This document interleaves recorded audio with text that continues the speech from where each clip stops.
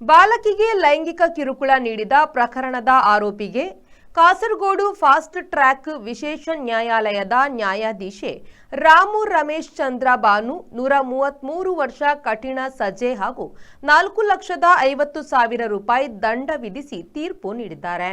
ವರ್ಕಾಡಿ ಉದ್ದಬೆಟ್ಟು ಎಂಬ ಸ್ಥಳದಲ್ಲಿರುವ ಆರೋಪಿಯ ಮನೆಯಲ್ಲಿ 6 ವರ್ಷದ ಬಾಲಕಿಗೆ ಲೈಂಗಿಕ ಕಿರುಕುಳ ನೀಡಿದ ಪ್ರಕರಣದಲ್ಲಿ ನ್ಯಾಯಾಲಯ ಈ ಶಿಕ್ಷೆ ವಿಧಿಸಿದೆ.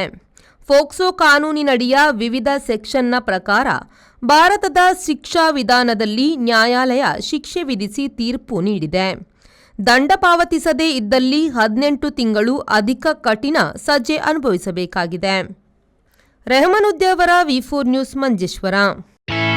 Ideal ice cream, milky way to your heart.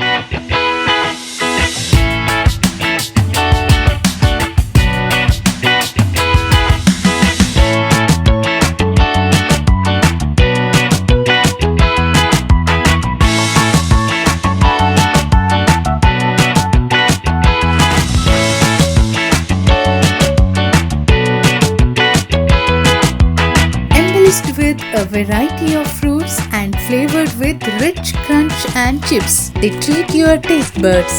Ideal ice cream.